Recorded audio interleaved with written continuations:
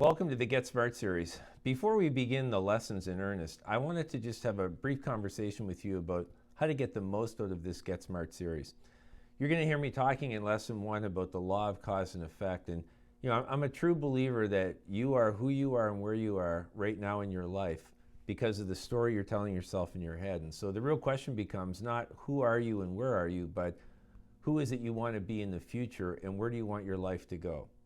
And there's an old saying, nothing changes if nothing changes. So in order for you to get the most out of this program, what's truly going to be required of you is to focus on the habits that you currently have that are producing the effects in your life that you're no longer satisfied with. If you're going to change a result that you're currently getting, you're going to have to change a habit. And that takes time. And so what I don't want you to do is these lessons are quick. What I don't want you to do is sit there for a day and go through 10 or 12 of these lessons, because all you're going to have is a bunch of knowledge, but nothing in your life is going to change. So if you truly want to get the most out of this, I'm going to suggest to you how you might want to go about this, which is what I've done in my own life when I started going through these types of transformations, and I found it to be very effective. So number one, even though the lesson is short, 2, 3, 4, maybe up to 7 or 8 minutes long, do not listen to more than one lesson at a time, okay? And I would recommend no more than one per week. And then commit to the action plan. At the end of every lesson, I'm going to give you a specific set of actions that you need to perform in order to start changing your habits. What I'd rather you do is spend less time on the lesson and more time committing on changing the habit, because that's what's going to produce a real change in results for you in your life, okay?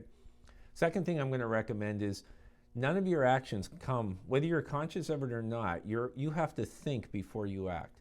And we practice all kinds of things in our life, especially sports is a great example. We practice sports all the time if we want to become better at them. But how often do we spend practicing thinking? So what I'm going to ask you to do is commit an hour a week alone.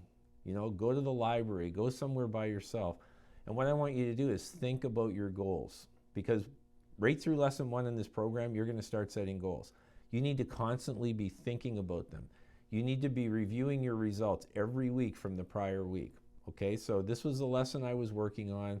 What happened last week? Did I actually change my behavior? Did I get out of my comfort zone? Did I have the courage to do the things that Peter suggested I do? And then recommit yourself to the next week. So if you did well, great. If you didn't do so well, don't beat yourself up. Just recommit to the following week to your action plan. Okay? Once the skill that you've learned in a lesson has become a habit, then it's time to move on to the next lesson. So an hour a week of thinking and planning, and then a commitment to the action plan every week. And in a very short period of time, you're going to start to see some monumental change in your results, in your income, and in the quality of your life. Okay? So let's get busy and on to lesson number 1.